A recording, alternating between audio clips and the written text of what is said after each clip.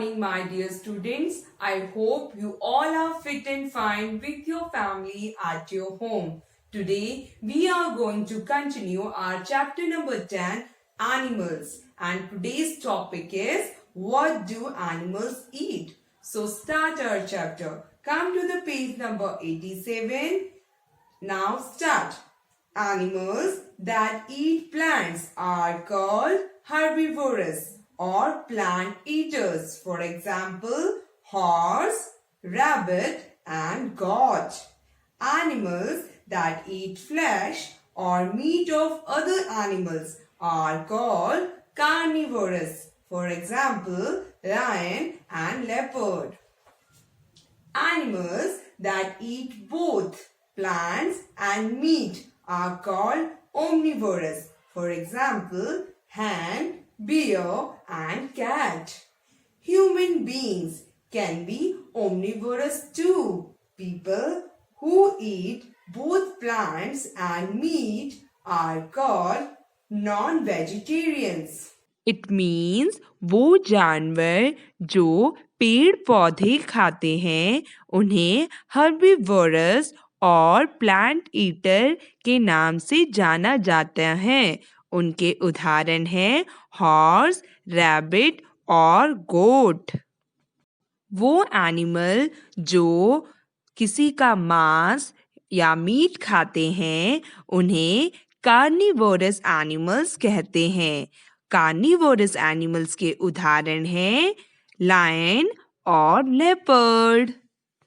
वो एनिमल जो पेड़ पौधे और मांस भी खाते हैं उन्हें हम ओमनिवोरस एनिमल्स के नाम से जानते हैं। उनके उदाहरण हैं हैन, बियर और कैट। ह्यूमन बीइंग्स हम लोग भी ओमनिवोरस कैटेगरी के अंदर आते हैं। वो इंसान जो पेड़ पौधे और मांस मछली खाता है उसे हम नॉन वेजिटेरियंस भी कहते हैं। Animal communicate. True animals cannot communicate as human beings do. They have their own ways of talking. We have given different names to the sounds that different animals make.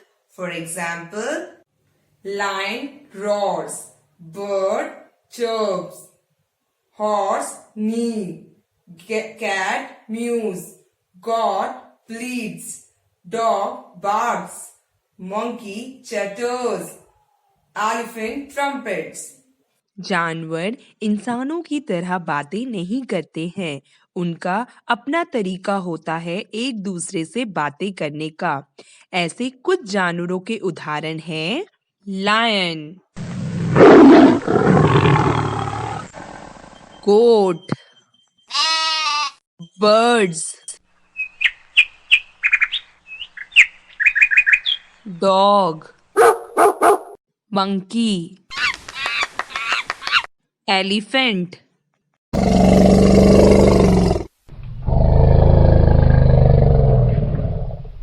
Horse.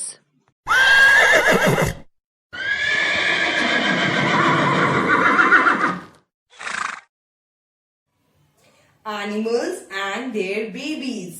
Just like plants and human beings, animals have their own little ones. We know animal babies by different names. For example, dog, puppy, lion, cub, goat, kid, cat, kitten, sheep, lamb, horse, colt. पेड़ पौधे और इंसानों की तरह ही जानवरों के भी अपने बच्चे होते हैं। जानवरों के बच्चे अलग अलग नाम से जाने जाते हैं। उनके उदाहरण हैं डॉग के बच्चे को पपी बोला जाता है, गोट के बच्चे को किड बोलते हैं, शीप के बच्चे को लैम्ब बोलते हैं, लायन के बच्चे को कब बोलते हैं, कैट के बच्चे को किटन बोलते हैं और हॉर्स के बच्चे को कोल्ट बोलते हैं। Animals are so useful. Animals give us food. Cows, buffaloes, goats, and camels give us milk. Hens and ducks give us eggs. Honeybees give us sweet and yummy honey. Hens and goats give us meat. Many people eat fish. Animals give us fiber from which clothes are made. For example, we get wool from sheep and camels. Wool is used to make woolen clothes. Silkworms give us silk. Silk is used to make beautiful clothes. Animals gives us manure. Animals help farmers in plugging the fields. Animals are a means of transport. They help to carry people and goods from one place to another. Camel, donkey, and horse are the examples. Pet animals are our best companions. जानवर बहुत उपयोगी होते हैं। जानवर हमें खाना देते हैं, जैसे कि काव, बफेलो, गोट्स एंड कैमल हमें दूध देते हैं। हैन और डक हमें अंडे देती हैं। हनी बी मधुमक्खी हमें मीठा मीठा शहद देती है।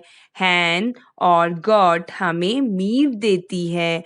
फिश से हमें फिश मिलती है। कुछ जानवर हमें कपड़े बनाने के लिए फाइबर भी देते हैं। उन जानवरों के उदाहरण हैं शीप और सिल्कवॉर्म।